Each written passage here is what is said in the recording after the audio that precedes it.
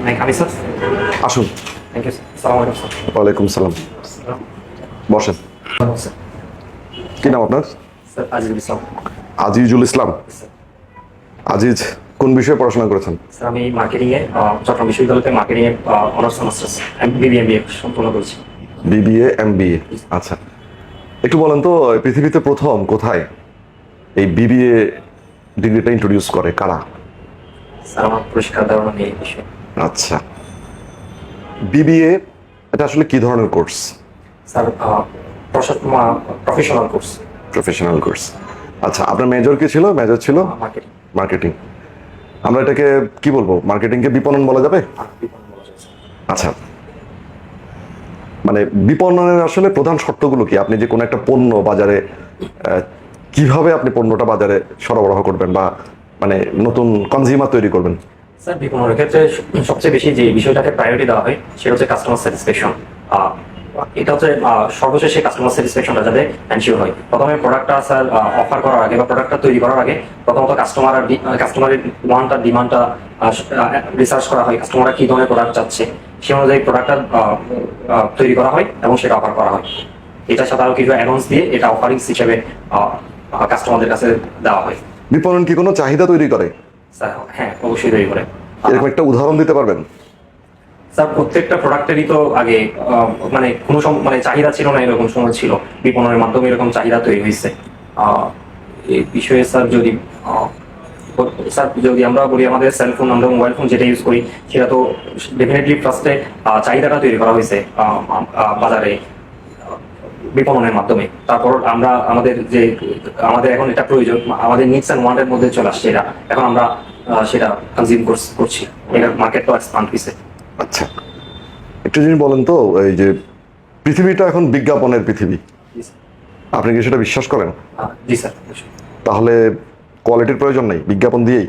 Sir কোয়ালিটিরও প্রয়োজন আছে। আমাদের কাস্টমাররা এখন যথেষ্ট সচেতন, তাদের কাছে যথেষ্ট ইনফরমেশন থাকে। আমরা চাইলে যে কোনো ইনফরমেশন অ্যাক্সেস আমাদের কাছে আছে, কাস্টমারদের কাছে আছে বেসিক্যালি।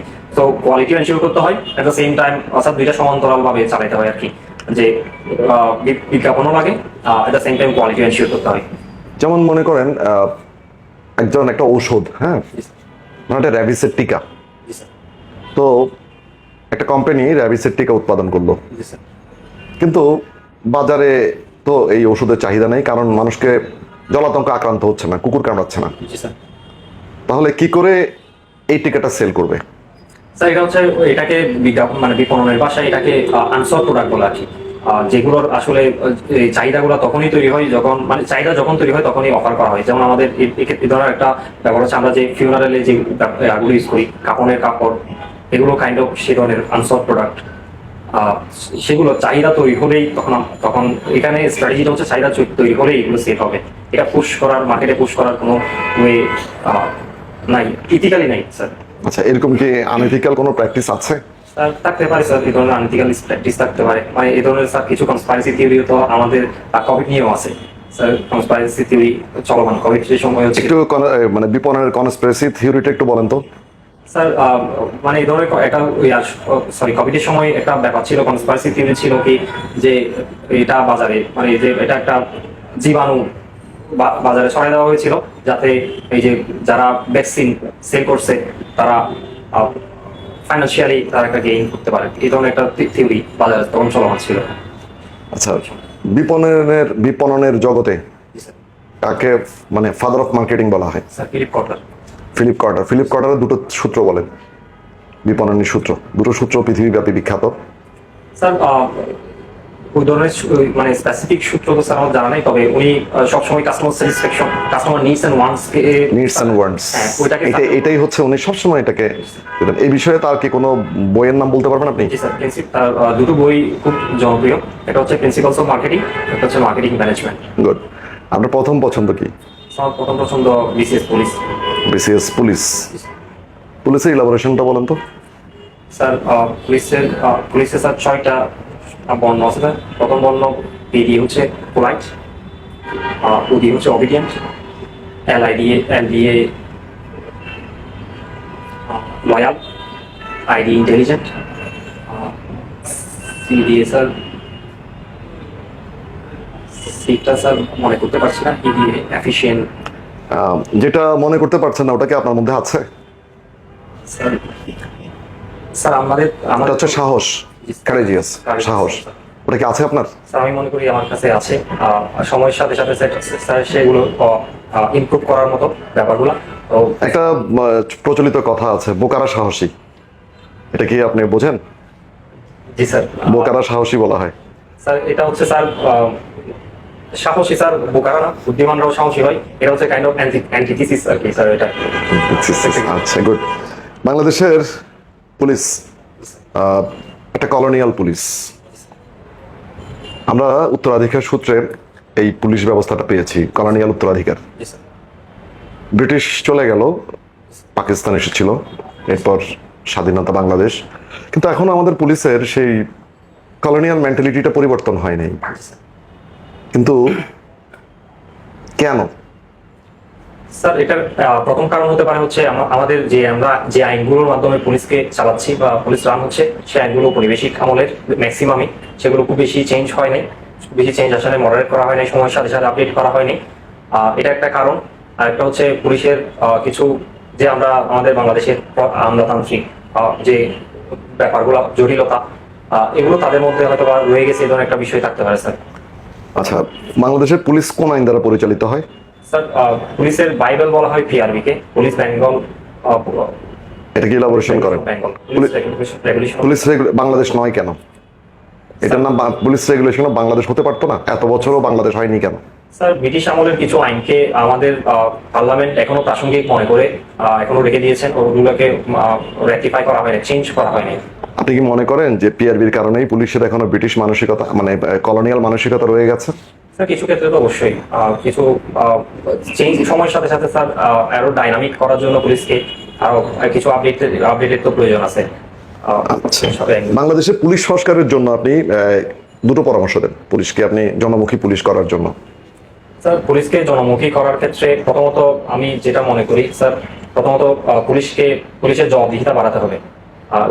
যে কোনো একটা এক্ষেত্রে স্বাধীন পুলিশ কমিশনের যে প্রস্তাবটা দেওয়া হয়েছে এটা যথেষ্ট প্রাসঙ্গিক। পুলিশের দায়িত্ব, রাইট রেসপন্সিবিলিটির ক্ষেত্রে এদেরকে জবাবদিহি আওতায় আনতে হবে। আর একটা হচ্ছে পুলিশের প্রশিক্ষণ একটা হতে পারে, অপশন হতে পারে, পুলিশের প্রশিক্ষণ ট্রেনিং। আমরা উন্নত দেশগুলোর দিক থেকে সাথে কম্পেয়ার করলে আমাদের পুলিশ সে ট্রেনিং এর ক্ষেত্রে অনেক পিছিয়ে থাকে। আচ্ছা, আপনি একটা কথা বলেন যে আপনি খুব ভালো ড্রাইভিং পারেন, হ্যাঁ, খুব চমৎকার আইন কানুন মেনে ড্রাইভ করছেন, আপনি চমৎকার ড্রাইভিং করছেন, আপনার অ্যাক্সিডেন্ট হওয়ার সম্ভাবনা কতটুকু? স্যার এটা তো আরো অনেক এক্সটার্নাল ফ্যাক্টরস থাকে, মানে আমরা তো অ্যাক্সিডেন্ট যে ব্যাপারটা সেটা তো, দুর্ঘটনা ঘটার প্রবণতা কতটুকু আপনি সবকিছু, হ্যাঁ, কতটুকু প্রবণতা কতটুকু? স্যার এটা ম্যাথমেটিক্যালি বলবো না, অ্যাকচুয়ালি ম্যাথমেটিক্যালি না, আমার কথা যেটা খুব স্পষ্ট, পুলিশ সংস্কার হবে এটা যেমন সত্য, জনগণকেও কিন্তু পরিবর্তন হতে হবে। হ্যাঁ, কলোনিয়াল মেন্টালিটি নিয়ে খুব আধুনিক পুলিশ ব্যবস্থা দিয়ে রাষ্ট্র স্বাধীন হবে, মানে রাষ্ট্র আপনার রান করতে পারবে না। যেটা হচ্ছে জনগণের মধ্যে আসলে, মানে আমাদের যে স্পষ্ট যেটা বলছি, জনগণের কর্তব্যবোধের প্রতিও সচেতন হতে হবে। তো পুলিশ, ভালো পুলিশ চাইলে কিন্তু আমাদের জনগণকেও কিন্তু ভালো হতে হবে। এটা তো একটা বড়, সুতরাং একজন জনগণকে সচেতন করতে, যেমন আপনি খুব ভালো গাড়ি ড্রাইভ করলেই যে এক দুর্ঘটনার সম্ভাবনা কমে যাবে তা না, আরেকজন ভালো ড্রাইভ করছেন কিনা সেটাও প্রাসঙ্গিক। আচ্ছা, আমরা এখন, আপনি কতটুকু মনে করেন 54 ধারা একটা মানবাধিকারের পরিপন্থী? বিষয়টা কি আপনার মনে হয় 54 ধারা আমার কাছে মানবাধিকার পরিপন্থী মনে হচ্ছে আপনার কাছে? দণ্ডবিধি 54 ধারা, এখানে কিছু বিষয় আছে যেগুলো আসলে মানে মানবাধিকারের সাথে পুলিশ, এটা তো অন্যথা স্যার প্রধানত পুলিশের গ্রেপ্তারি পরোয়ানার কথা বলা হয়েছে, মানে পুলিশ 9টা কারণে চাইলে কোনো ওয়ারেন্ট ছাড়াই গ্রেপ্তার করতে পারে। এক্ষেত্রে কিছু বিষয় অবশ্যই ব্যক্তি স্বাধীনতার উপর হস্তক্ষেপ আসে। এখানে এক্ষেত্রে কিছু বিষয় অবশ্যই স্যার, আপনি আপনার কাছে স্পষ্ট জানতে চাচ্ছি, এটা কি আপনার কাছে মানবাধিকারের পরিপন্থী মনে হয়? Sir overall point of view থেকে তাকালে স্যার এটা অবশ্যই মানবাধিকারের পরিপন্থী না। যেমন একটু ব্যাখ্যা করুন। এক্ষেত্রে স্যার এই ক্লজগুলো যদি পুলিশকে দেওয়া না হয়, সেক্ষেত্রে পুলিশ দায়িত্ব পালনের ক্ষেত্রে, সন্ত্রাসীদেরকে কন্ট্রোল করার ক্ষেত্রে বা অপরাধীদের অপরাধ দমনের ক্ষেত্রে পুলিশ কাজ করতে পারবে না বলে আমি মনে করি। সেজন্য এগুলো মানবাধিকারের পরিপন্থী হলো এগুলো প্রয়োজনীয়তা আছে, কিছু ক্ষেত্রে মানবাধিকারের পরিপন্থী স্যার। কোন কোন জায়গাগুলো মানবাধিকারের পরিপন্থী? আপনি হিবিয়াস কর্পাসের নাম শুনেছেন?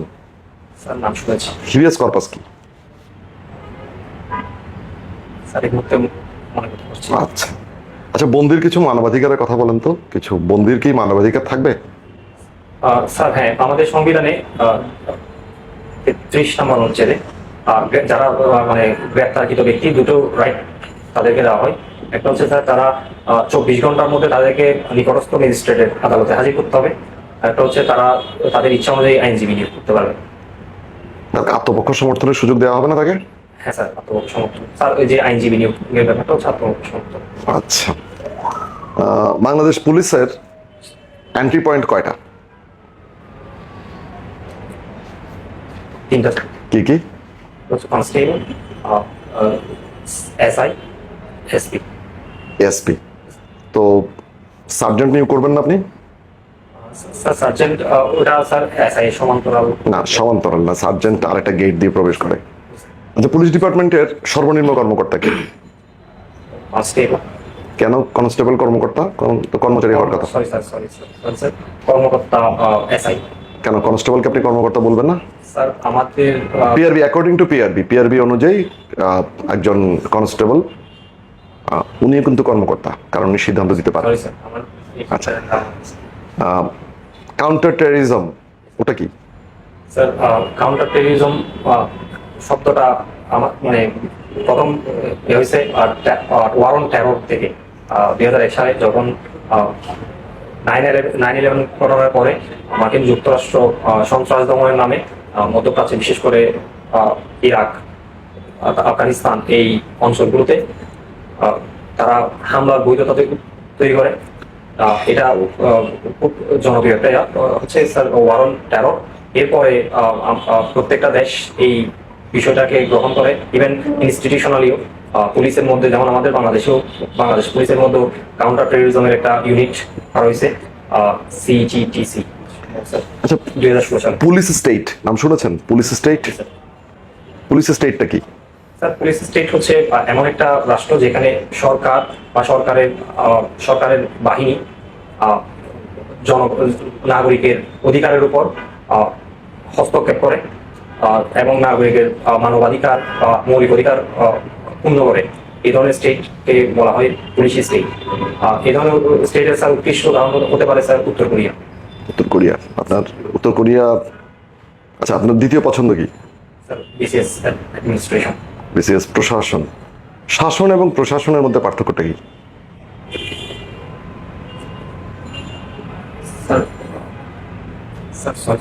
আচ্ছা, প্রশাসন ক্যাডারের মাঠ পর্যায়ের সর্বনিম্ন কর্মকর্তাকে? Sir sorry sir, assistant commissioner and executive magistrate. Assistant commissioner and executive magistrate. আপনি নিশ্চিত? জি স্যার। কিন্তু আপনার নিয়োগ বিধিতে তো লেখা আছে, আপনার যখন ফর্ম পূরণ করেছেন সেখানে আপনি লিখেছেন সহকারী কমিশনার। আপনি তো সেখানে ম্যাজিস্ট্রেট লেখেননি। ম্যাজিস্ট্রেটটা হচ্ছে স্যার তাদের একটা মানে ওনাদের উপর আরোপিত একটা দায়িত্ব আছে স্যার। সেটা ম্যাজিস্ট্রেসি কি বলেন তো? ম্যাজিস্ট্রেসি কি? ম্যাজিস্ট্রেসি হচ্ছে স্যার তাৎক্ষণিক কোনো একটা অপরাধের তাৎক্ষণিক বিচার করার জন্য যে রাইটস সরকারি কর্মকর্তাদের দেওয়া হয়, সেটাই হচ্ছে ম্যাজিস্ট্রেসি। ম্যাজিস্ট্রেসি সংজ্ঞায়ন করেন তো।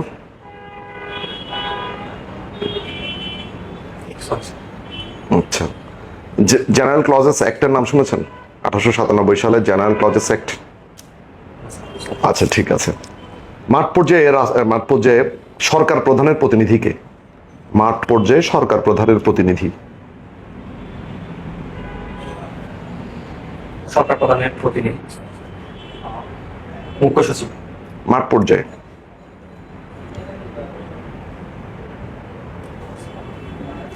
বিভাগীয় কমিশনার। না, আপনি যদি বলে পারেন এটা ডেপুটি কমিশনার বলতে পারেন আপনি। প্রচলিত অর্থে, যদিও এটা আইনে নেই, প্রচলিত অর্থে আমরা জেলা প্রশাসক বলি। প্রচলিত অর্থে জেলা প্রশাসকের কয়টি দায়িত্ব?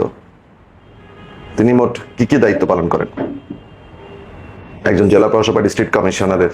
জেলা প্রশাসকের দায়িত্ব 5টা। আহ,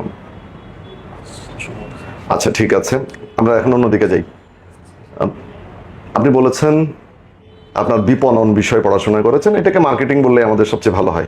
শপিং এবং মার্কেটিং এর মধ্যে পার্থক্যটা কি? শপিং হচ্ছে purchasing purchasing. Purchasing something. Marketing marketing is different things.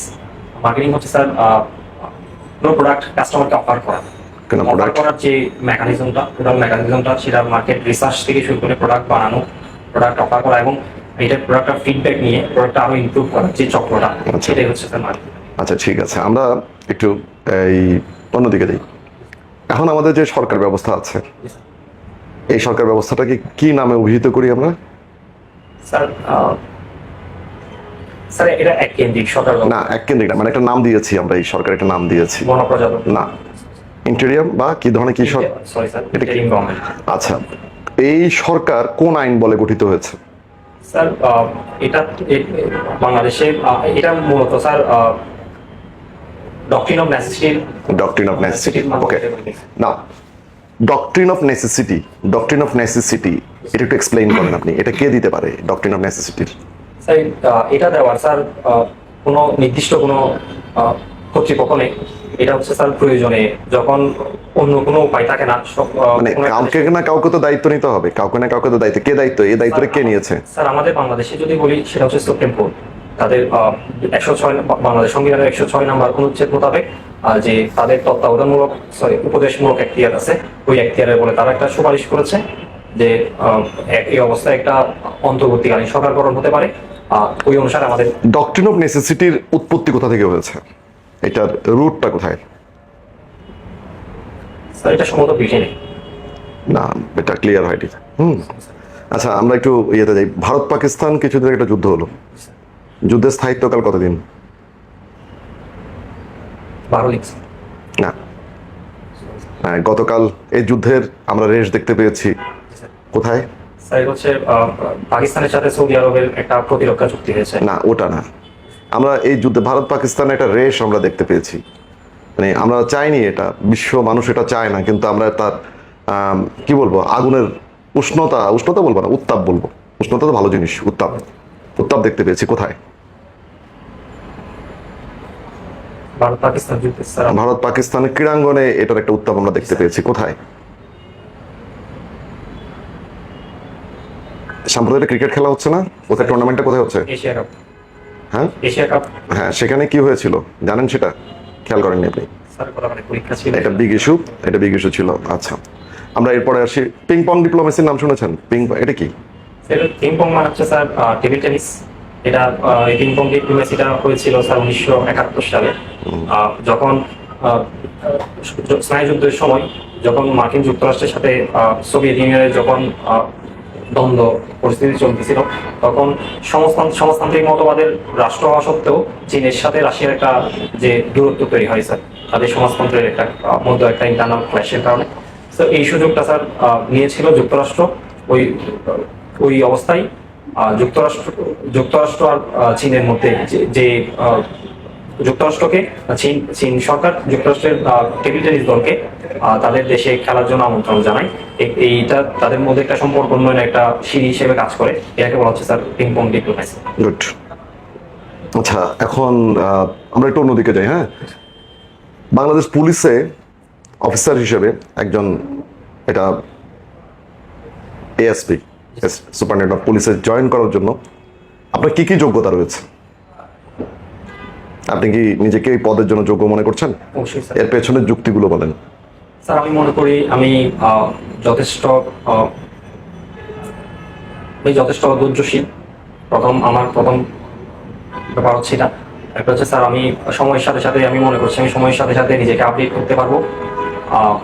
যে পুলিশের যে কমিউনিটি পুলিশিং বা মানুষ জনসাধারণের যে পুলিশিং, এটার জন্য আমি নিজেকে আপডেট করতে পারবো সময়ের সাথে সাথে। একটা বিষয় হচ্ছে স্যার আমি মনে করি আমি অনেক পরিশ্রমী। আমি পরিশ্রমের মাধ্যমে বাংলাদেশ পুলিশকে কন্ট্রিবিউট করতে পারবো। আপনার তাহলে আপনার যোগ্যতা কি কি মনে করছেন আপনি? পরিশ্রম, পরিশ্রম স্যার, আমি পার্সিভিয়ারেন্স আছে, পরিশ্রম আছে, অধ্যবসায় আছে, আর কি আছে? একটা হচ্ছে স্যার আমি ডাইনামিক, আমি নিজেকে আপডেট করতে পারবো স্যার। আপডেট করতে পারবেন, কিন্তু আমাদের তো এই ধরনের পুলিশের প্রয়োজন নেই। আমাদের যে মানবিক পুলিশের দরকার। আপনার মধ্যে মানবিকতা নেই। আমাদের যে মানবিক পুলিশ দরকার, বাকি যোগ্যতাগুলো না থাকলেও হতো। আমাদের একজন স্যার, খুব বেশি মানবিক মানুষ দরকার। আমাদের মিলিটারি দরকার অনেক বেশি। যে যোগ্যতাগুলো আপনি বলেছেন, ওখানে আমাদের মিলিটারি, আমাদের এরকম যোগ্যতার দরকার। বাট আমরা চাই আমাদের পুলিশ, জনগণ পুলিশকে ফুল দিবে। জি স্যার। হ্যাঁ, আমরা ভালোবাসার পুলিশ চাই। হ্যাঁ, আমাদের পুলিশ অনেক মানবিক পুলিশ হবেন। জি স্যার। কিন্তু আপনার 3টা যোগ্যতা আছে, কিন্তু মানবিকতার সময়ের সাথে আমার প্রয়োজনের তাগিদে স্যার আমি অবশ্যই যেটা প্রয়োজন হবে নিজেকে আপডেট করে দিতে পারবো। এবং আমি সেই সাথে বলেছি, আমি জনসাধারণের সাথে কানেক্টেড থেকে জনসাধারণের প্রয়োজনে পুলিশিং করবো। আচ্ছা, আপনি একটু আগে বলেছেন কমিউনিটি পুলিশ, ঠিক না? জি স্যার। আচ্ছা, এই জিনিসটা ব্যাখ্যা করেন আপনি। পুলিশই জনতা, জনতাই পুলিশ, ব্যাখ্যা করেন তো এটা। স্যার এটার মানে হচ্ছে স্যার, পুলিশ সবসময় জনগণের জন্যই এবং জনগণের স্বার্থ রক্ষার জন্য কাজ করবে। রাষ্ট্রের স্যার, কমিউনিটি পুলিশিং হচ্ছে এমন একটা ধারণা যেখানে জনগণই পুলিশের রুল নেবে। একটা সমাজে এমন একটা সমাজ ব্যবস্থা হবে যেখানে জনগণই পুলিশিং এর রুলটা নেবে, রোল প্লে করবে। রুল প্লে করবে। স্যার, আপনারা স্যার জিজ্ঞেস করবেন। তো জিজ্ঞেস করে আসছি। আচ্ছা, ঠিক আছে, থ্যাংক ইউ, ভালো থাকো। তুমি এখানে দাঁড়াও, তোমার সাথে কিছু কথা বলি।